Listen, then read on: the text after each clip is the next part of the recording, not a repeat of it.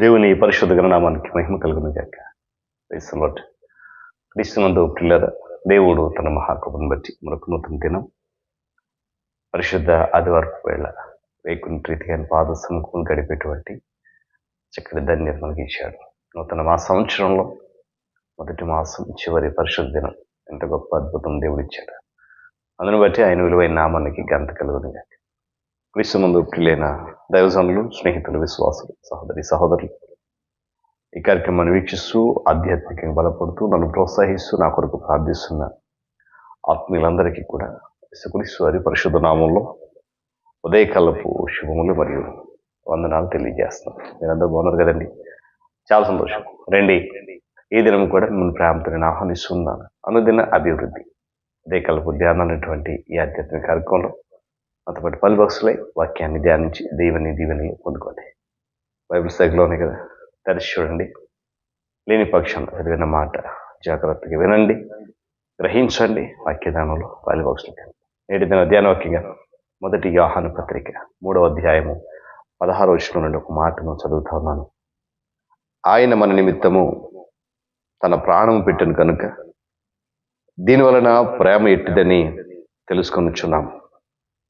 దేవుడు తన పరిశుద్ధ మాట మన కొరకు దీవించుగా. ప్రార్థన చేద్దాం. మహోన్నతుడ, మహాగణుడ, సర్వాధికారి స్తోత్రాలు, సకల ఆశీర్వాదములకు కారణభూతులు నీవు. అత్యున్నత సింహాసనపై ఆశ్రయున్న దేవుడు, నీ ప్రేమను గురించి ఈరోజు మేము మాట్లాడుతుండగా ఆ ధ్యానములో మీరు మాతో ఉండండి. అదే కార్యక్రమాన్ని బలపరిచి నడిపిస్తుండగా స్తోత్రాలు. ఈ దినం కూడా అటు కృపను అనుగ్రహించండి. ఘనత, మహిమ, ప్రభావాలు మీరు పొందండి. యేసునామమున అడుగుతున్నాను తండ్రి, ఆమేన్. చాలా సంతోషం పిల్లగా చదువుకున్నటువంటి మాటలో దేవుని గురించినటువంటి ఒక శ్రేష్టమైనటువంటి వర్ణన, ప్రాముఖ్యంగా దేవుని ప్రేమ మానవులైన మన పట్ల ఎలా ఉన్నది అనేది గ్రహిస్తగలుగుతున్నాం. యేసుక్రీస్తు ప్రభువారు స్వయంగా పరమ తండ్రి యొక్క ప్రణాళిక ప్రకారం ఆయన చిత్తానుసారంగా ఆయన ఉద్దేశాన్ని నెరవేర్చడానికి ఈ భూమి మీదకి వచ్చి మనందరి కొరకు ఆయన ప్రేమను పెట్టాడు. కాబట్టి ఆయన ప్రేమ ఎంత విలువైనదో దానివల్ల మనం గ్రహించాల్సిన అవసరత ఉంది. యేసుక్రీస్తు ప్రభువారికి విశ్వాసికి మధ్య ఉన్నటువంటి సంబంధంలో ఈ ప్రేమ అనేది చాలా ప్రాముఖ్యమైనటువంటి సంగతి. ఎఫెసీ పత్రికలు అంటాడు, విశ్వాసులు వేరు తన్ని పాతుకొని ఎదగవలసినటువంటి మంచి నేల వంటిది దేవుని ప్రేమ. ప్రేమతో ఆయన మనల్ని పిలుస్తున్నాడు, ప్రేమతో మనల్ని ఏర్పాటు చేసుకున్నాడు, ప్రేమతో మన కొరకు తన ప్రాణాన్ని కూడా ఇచ్చాడు. దేవుని స్తోత్రం కలిగింది కాక. ఏమండి, ఇది మంచి నేల వంటిది. తమ జీవితాలను కట్టుకోవాల్సినటువంటి బలమైన పునాది వంటిది క్రీస్తు ప్రేమ. అలాంటి ప్రేమను ఎరిగి ఉండడం వల్ల విశ్వాసుల్లో ఇంకా ఆ బలమైనటువంటి ప్రేమను పుట్టిస్తుంది. అయితే చాలామంది ప్రేమ అంటే ఏంటో దానిని మన మనోభావాల ద్వారా తెలుసుకోలేమా? ఒక ప్రశ్న. అయితే పిల్లలు, ఈ విషయంలో కేవలం మనోభావాల మీద మాత్రమే ఆధారపడితే ప్రయోజనం లేదండి, కుదరదు, అయితే లాభం లేదు. కాబట్టి మరి ఎలా తెలుసుకోగలమంటే, ప్రేమ అవతారం దాచేటువంటి వ్యక్తి ఒకరున్నారు. ఆ వ్యక్తిని భక్తుడు యోహాను ఇక్కడ చూపిస్తున్నాడు. ఆయన చూపిస్తున్నటువంటి ప్రేమ ఏమండి, ప్రేమ ఆయన చేత ఏం చేయించిందో ఆ ప్రేమ చూపించడం ద్వారా ఆ ప్రేమ అంటే ఏంటో మనకు తెలుపుతూ ఉన్నాడు ఇక్కడ.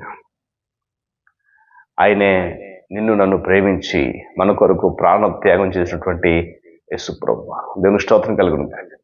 ఆ ప్రేమ శరీర అవతారం దాల్చింది, లేక మానవ అవతారం దాల్చింది.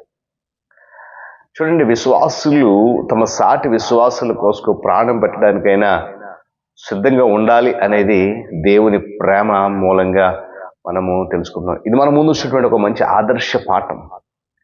ఈరోజు ప్రియులరా, అక్రమం విస్తరించడం చేత అనేకుల ప్రేమ చల్లారిపోతుందని చెప్పి భక్తుడు మత్తయి రాశాడు. నిజమే.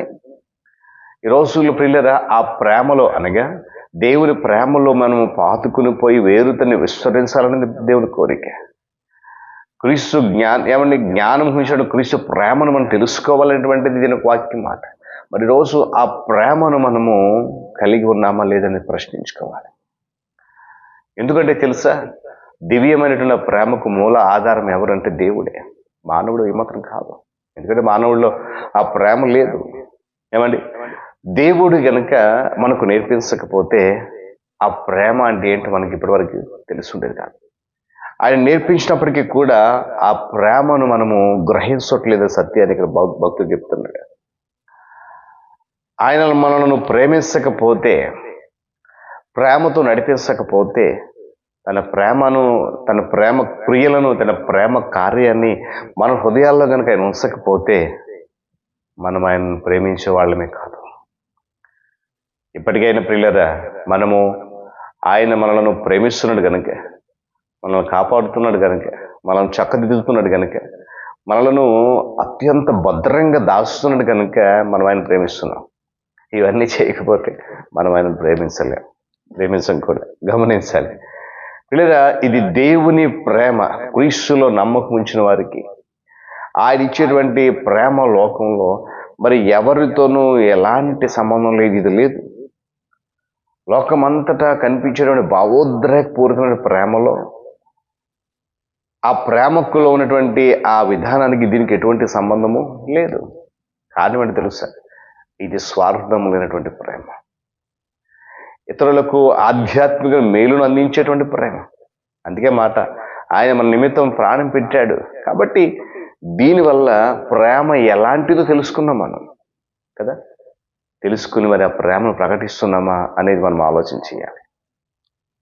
అందువల్ల పిల్లరా, ఆయన ప్రేమలో పాతుకుని పోయి స్థిరపడేలా, అది ఎంత గొప్పదో కొంతవరకైనా మనము గ్రహించేలాగా చేసుకోవాలి.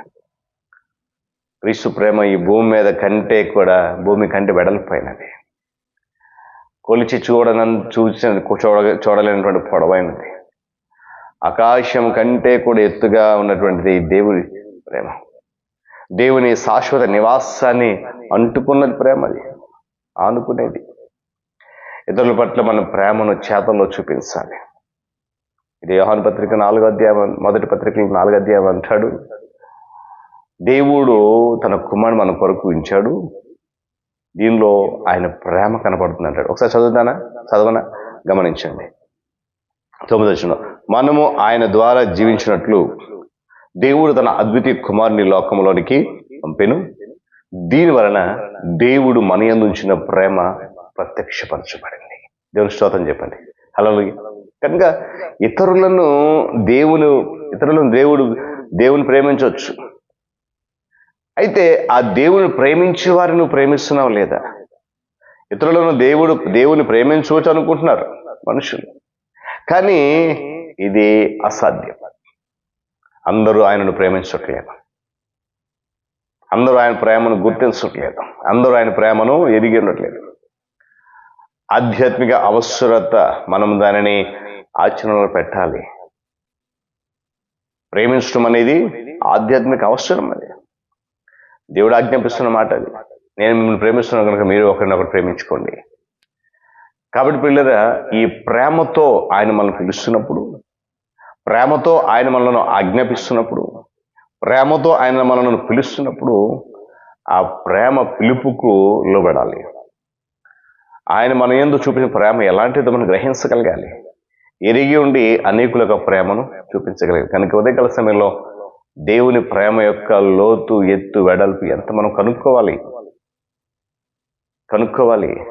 ఆ ప్రేమను అనేకులకు చాటి చెప్పాలి. ఆ ప్రేమలోనే విశ్వాసయాత్ర కొనసాగిస్తూ ముందుకు కొనసాగాలి. దేవుడి మాటలు మనకు దీవించడం గాక. ప్రార్థన చేద్దాం. మహోన్నతుడా, బలమైన నీ మాటలు విన్నాం. నీ ప్రేమ ఎలాంటిదో దాన్ని తెలుసుకోవాల్సిన బాధ్యత మా మీద ఉంది. ఎరిగి ఉండాల్సినటువంటి అవసరత ఉంది. ఆ ప్రేమను మనం కనుక్కొని, తెలుసుకొని, గ్రహించి దాని యొక్క లోతు, వెడల్పు, ఎత్తు గుర్తించి ఆ ప్రేమలో పాతుకునిపోయి ఉండేలాగా సహాయం గ్రహించాలి. ఆధ్యాత్మిక కార్యక్రమం ద్వారా అనేక మంది బిడ్డలు వింటున్నారు, బలపడుతున్నారు. మరింతమందిని బలపరిచి దీవెన నింపండి. యేసు నామమున అడుగుతున్నాను తండ్రి, ఆమేన్. త్రియక దేవుని దీవెన, ఆయన సన్నిధి కాపుదల సదాకాలం మనందరికీ తోడుని నడిపించును గాక. ఆమేన్.